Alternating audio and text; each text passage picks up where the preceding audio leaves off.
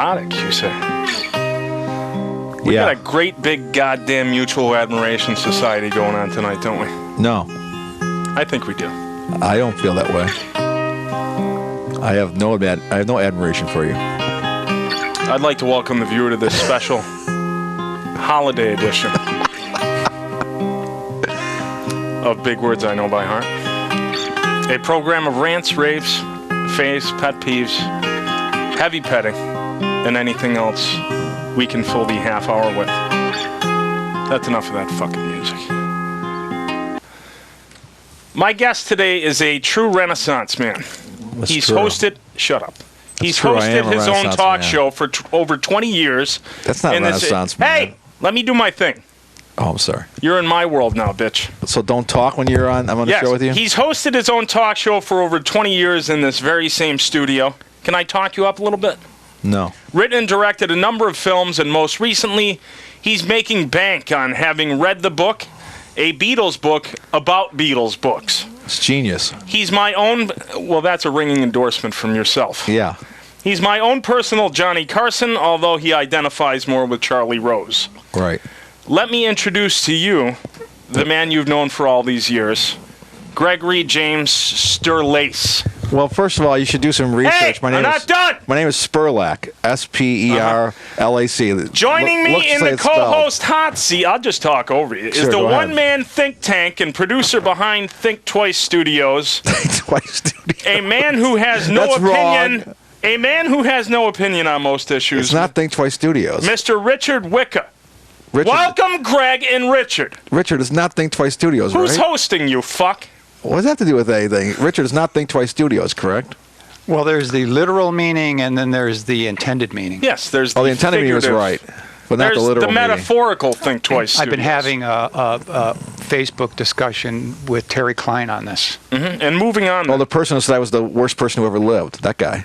Yes, that guy. Right. Thanks, is it okay with everyone if I do my questions? God damn it.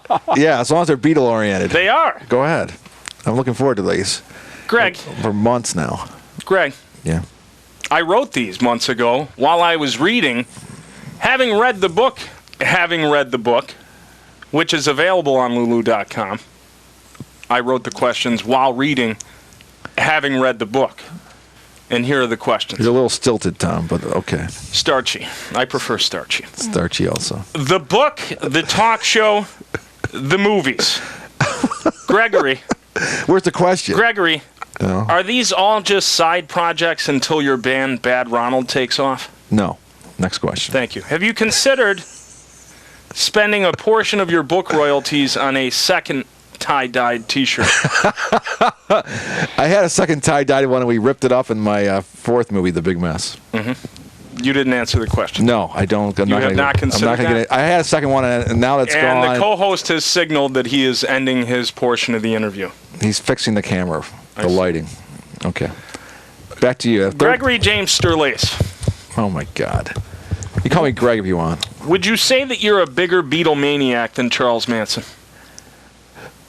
That's a good question. You really did put some effort into these questions. I never expected that. Linda Pellegrino didn't ask me anything like that. This ain't no puff show. No, this ain't no puff show. Yeah, obviously, because he gave up on Beatlemania around the time he was having people murder for him. So he hasn't been really, I don't think he's been following them too much in their solo careers. My new book, my second book's going to be about their solo careers, also in the band. And the book that you were talking about, having read the book, you're going to follow up and go back to the well. Well, no, that has solo. Yeah, of course, and that has solo career stuff in it. And Charlie, I'm almost 100% sure, has not been following the solo careers the last 45 years. And Richard got out of it. Richard. Yeah, Richard. Yes, sir. Do you have ants in the pants?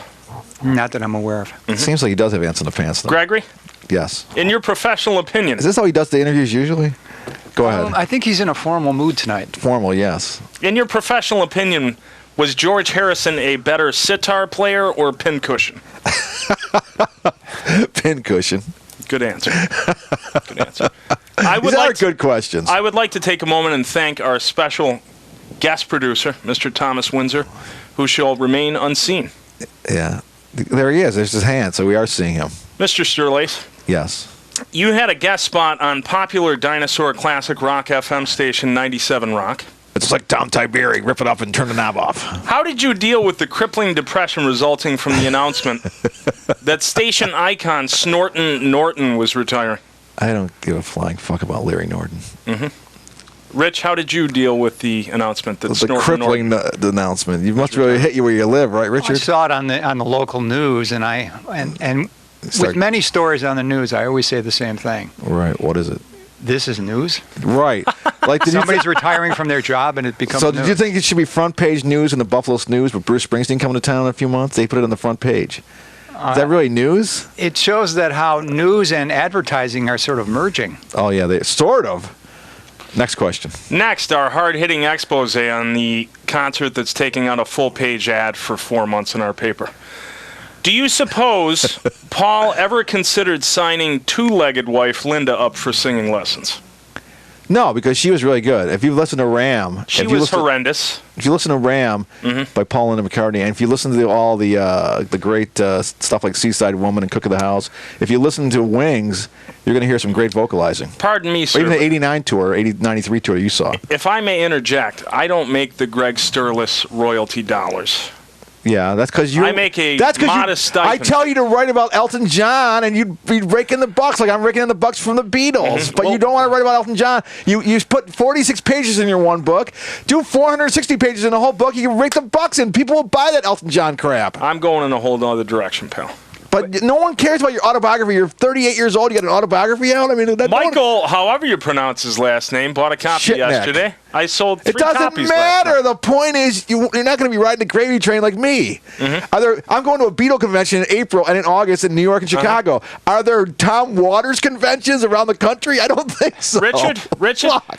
Am I to assume from this dialogue I'm witnessing that he has outsold the number of copies from your? I don't think so. I sold more Maybe copies per in my book. first 3 months of my one book than he sold of all 18 of his books in 25 18? years. 12. In his 12 books in 10 years. I sold more because I'm using the Beatles. Richard? Why would you think I get on AM Buffalo if I didn't have the Beatles on my side? Come on. Is it possible? There's a yardstick. Have you been on AM Buffalo? Have you been on AM Buffalo with I Linda have Pellegrino? not. I You know have why? Have you been But on if- 97 Rock? Have you been on 97 Rock? I've been on 106.5 Oh twice. my God! Listen, if you wrote a book about Elton John, you'd be on 97 Rock. They play Elton John occasionally. They play 2 songs from him. And if you would, you'd be on AM Buffalo. And Linda Pellegrino would say, "What do you think about Elton John, Tom?" I had a That's what would be question. happening. I had a You'd question be at the for Gypsy Richard. Parlor, too. He'd be at the Gypsy Parlor doing a book signing for Elton John. I had a question Elton John for- night. You can question- call all your friends up and do Elton question- John music at Gypsy Parlor. Question. Let's get You're back right, on the Richard. rails here. Oh, Jesus. Videonics, See, you MX1, broke it. Digital. Oh, you were Richard? Should have had Tom Waters do the Is it mixing. possible that Greg,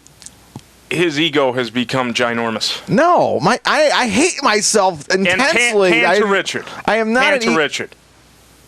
I'm not aware of his ego swelling. at all. No, it's not at all. I just hate myself intensely. I love the Beatles, and I hate myself. You know, no. Can we get back on track here? Of course, if you can do it. I would compare Greg to Oliver Cromwell. I'm like Oliver Cromwell. Can't you see that? We all Tom? think of if you the did an Oliver famed Cromwell Oliver book. Cromwell. If you did an Oliver Cromwell book, you'd be on AM Buffalo. You'd be on 97 Rock with Time Tiberi. I'm more of an O. Henry kind of guy. Who?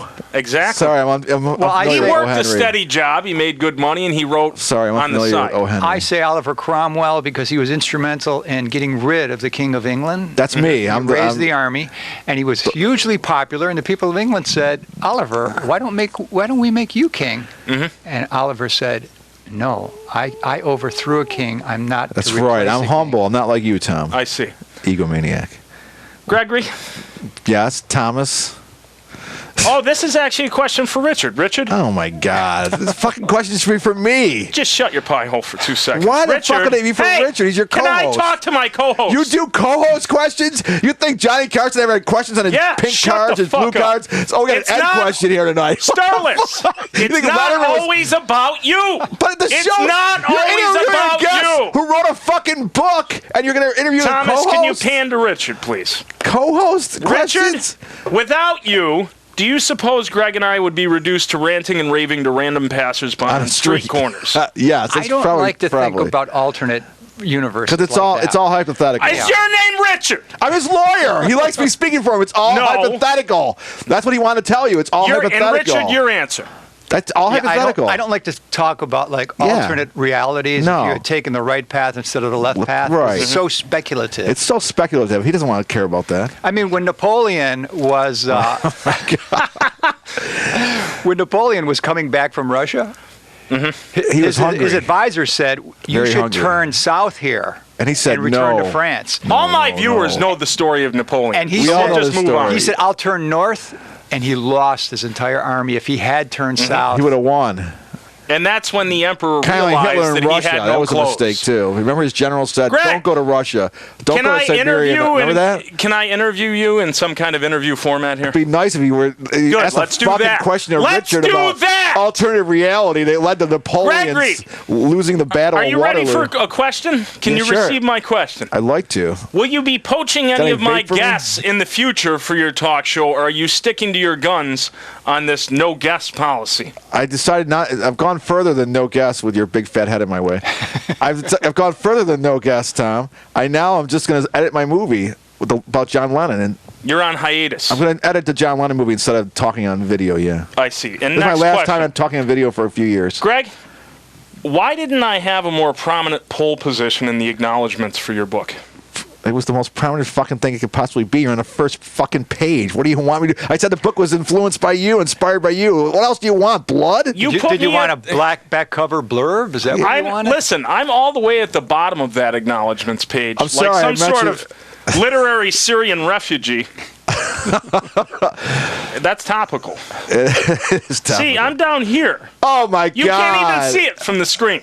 I put I'm your an website afterthought. on there and everything. Oh, and by the way, to Tom Waters, clearly I had a strong influence on this fucking book. Obviously, my parents mattered more than you. Mm-hmm.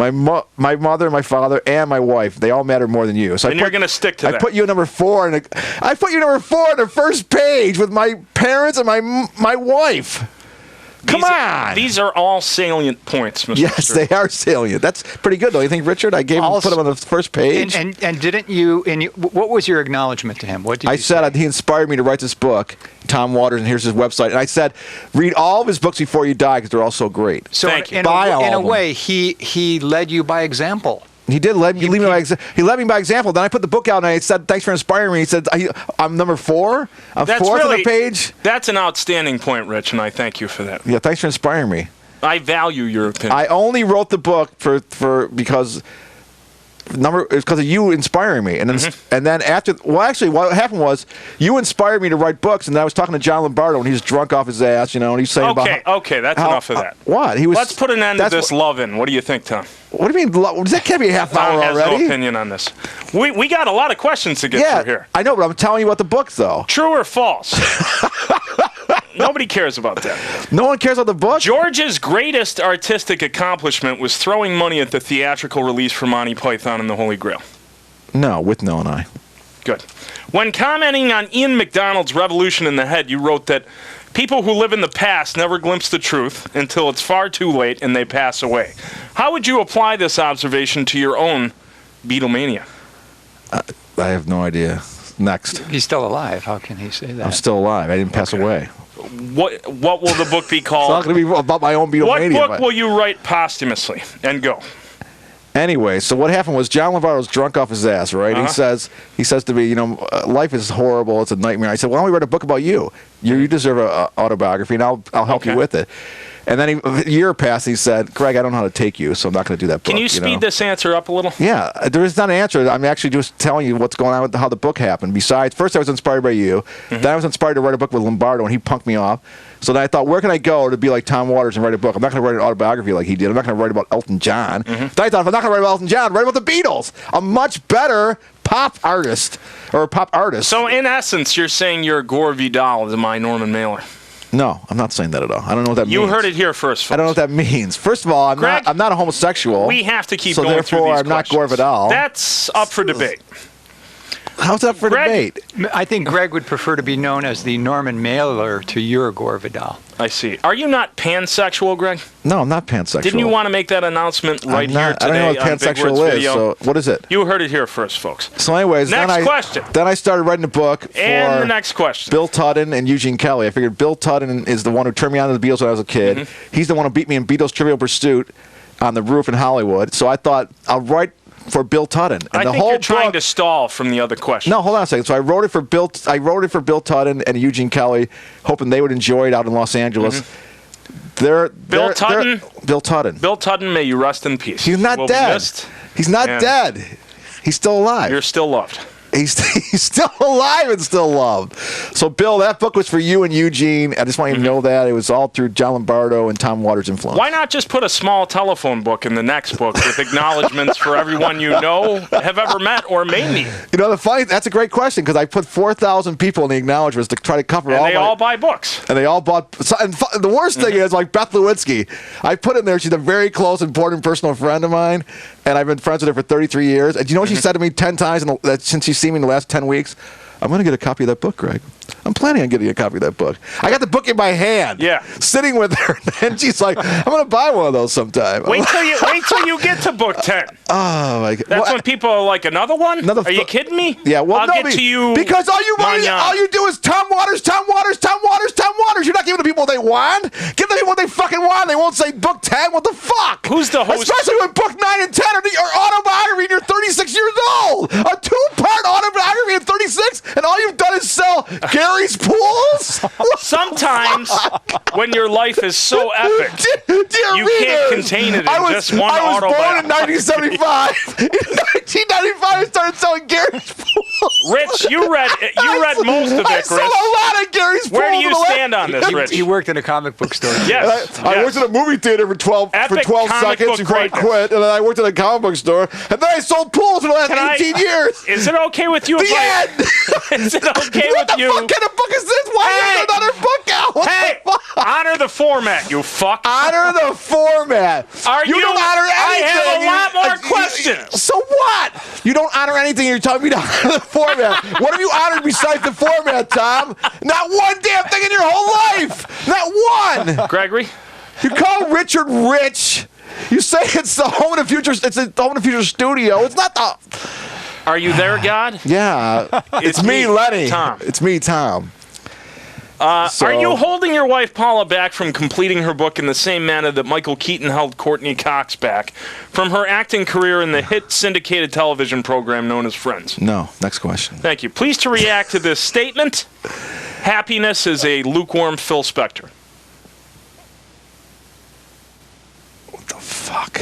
Good reaction. Okay. Richard, how would you respond to the... Richard, what are you asking him questions for? I'm the fucking guest. Honor the format, man. Richard is my valued co-host, This is what and I would you like ask your co-host input. questions every week in the show? Yes, we do the What show a once a shit month. format. Every month, I Richard, how would you respond to the proclamation that Jim Prey is the voice of your generation? What? Do you want to answer these dumb questions?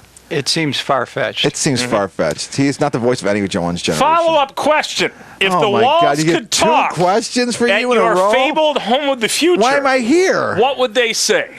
Yeah, what would they say? You don't always need to be the one talking, Gregory. I'm the fucking guest, man.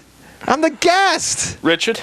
Would you like me to answer that? Yes, No, I not would. really. I would like to hear If your the walls feedback. could talk, you're going to answer that one? Yeah. That's the one you're going to answer? Yeah. If your walls When could it's talk. your turn, but you know fucko, your you walls can never respond. talk, right? Well, I'm not going to take the literal meaning. I'm going to take the intended meaning. Just ignore him and he'll go away, Man, I Rich. got to go home. I mentioned this to Greg last week when we were after the show. We were having a conversation. Yes. Oh, my God. Native Americans used to tell stories around the campfire. Mm-hmm. And they had a rule: whoever told a story had to hold on to a stone. Oh, my God. And the reason is because sooner or later a night would come up where they'd want to hear a story, but nobody had one. Mm-hmm. So you held the stone and you said, "Stone, give me back a story that I can tell." See, you look to the stone for inspiration. Well, so much creativity has gone on at the Home of the Future that when you come here, if you feel uncreative, Yes. you put your hand on the wall. Oh, my God. You can read all these stories and more in No, Greg you can't. Sterlace's The None of Beatles those Having stories Read in the that Book. fucking book. This is the book for Bill Tudden and Eugene Kelly. Big Words You know Video what I'm saying? approves Bill of this. Tudden and Eugene Kelly. Whatever. Yeah.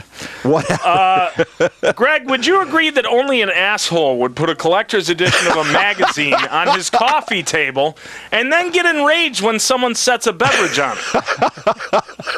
Would you agree? I am a giant asshole. I bought the Who collector's edition. Why do you think it's about that question is about it's you? Very rare. Well, because you came to my house this summer and I had a very rare Who magazine that it's oddly enough, it's hardly you can't find it on the interweb. And I found it in New York City in this dive record store. And then I bought it, and then I put it in the coffee table. I never expected you to put your Sprite on top of it. Was that before, what's his face? I said, what the fuck are you doing? You put Sprite in my Who magazine. That's worth $200, motherfucker.